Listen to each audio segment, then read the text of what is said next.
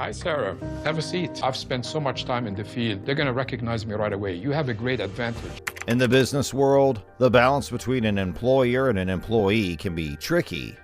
This balance is sometimes thrown off when a company's top executive goes undercover to learn how their organization works.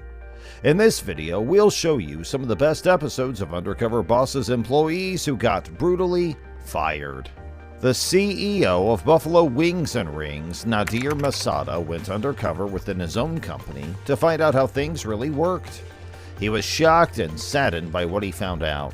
People used bad language, bullied each other, and didn't care about the company's values. "Are you on crack or what?" was the first thing Nadir heard when he got to work. It was a mean comment that questioned his strength. What's that? Their guidance counselor. I have asked Sean and Rick to be here today. Put them right here. The incident made it clear that the problems were bigger than a typical high school, so Nadir had to step in as the CEO. In a big moment of clarity, Nadir asked two employees, Sean and Rhett, to talk with him about the problems they had seen. Soon it was clear that Brennan, a manager at the company, had a lot to do with keeping the toxic work environment going. Nadir had seen a culture of disrespect and bad behavior, and Brennan's actions and attitude were at the heart of it. Even though Brennan was told he was doing something wrong, he refused to take responsibility or change. Nadir was angry and worried about the well-being of his employees, so he called a meeting and told everyone how the disrespectful environment in the kitchen and the many customer complaints about offensive language was affecting the business. Nadir made it clear that this kind of behavior was embarrassing and not okay. He also stressed that Buffalo Wings and Rings was supposed to be a safe and respectful place to work. Nadir said that he was disappointed in Brennan's lack of responsibility and his lack of commitment to solving the problems. In the end, Sean, another manager, had to make the hard choice to fire Brennan. Sean took charge and told Brennan that the decision was his own, even though he knew it was the best choice for the company's culture.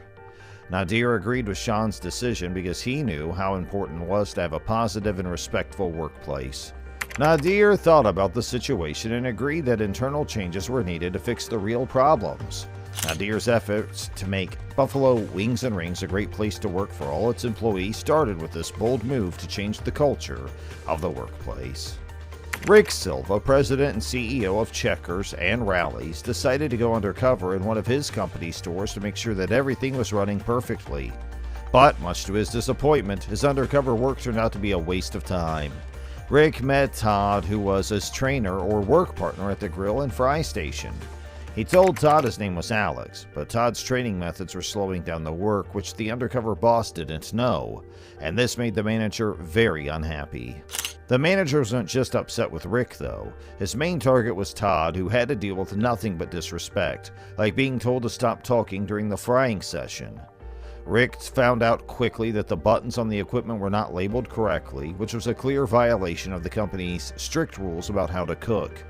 Rick was worried that people didn't follow the rules since the branch didn't follow the right way to cook and the buttons weren't labeled. As if these things weren't scary enough, Rick also found out that employees were being asked to work extra hours without their permission.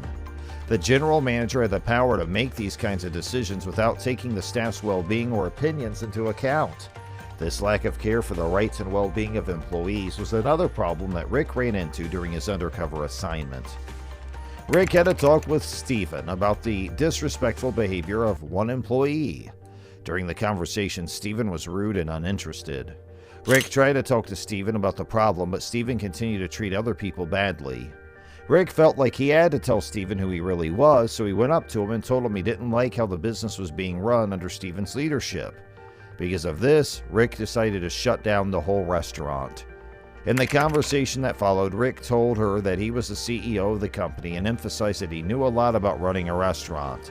He said that he knew the right and wrong ways to do things and that the things he saw were completely wrong and far below the standards of the company.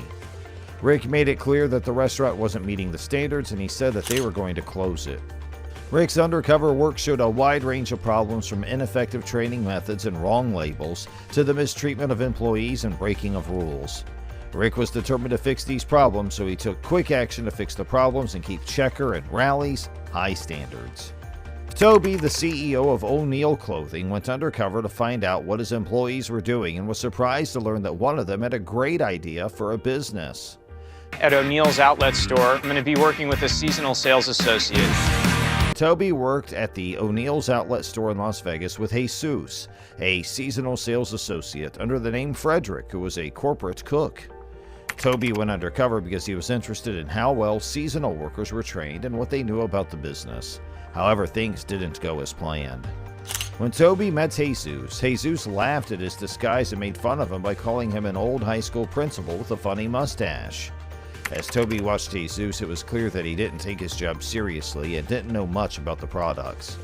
Toby had hoped for a more professional and enthusiastic worker than Jesus, who was too casual and didn't know much about the products. Even though the situation was tough, Toby was able to keep his cool. In the big reveal, Toby said he didn't want to kill Jesus, but instead wanted to give him a break. Toby was honest with Jesus about what he thought of his behavior and how it might affect his work in future. Toby said that he too had been young and liked going to parties, but he stressed the need to grow up. Toby saw a chance to help Jesus change when he saw that he was at a turning point in his life. Toby made an offer to fly Jesus to Irvine for a week where he could work with Toby and his executives. This experience would give Jesus advice and help him grow as a person and as a worker. Jesus' decision to take the job saved him from being fired, which was a surprise. Toby told him that not everyone has a chance like this, so he should make the most of it. I personally think you guys could do a little better than what you guys are doing right now. So are you ready for some really honest feedback? Jesus would spend the next week in Irvine working closely with Toby and his team. His first meeting was scheduled to be with the Senior Vice President of Human Resources. This would teach Jesus how to behave in the workplace and put him on the path to growth and improvement. Jesus thanked him for the chance and said he was eager to learn and make up for what he had done in the past.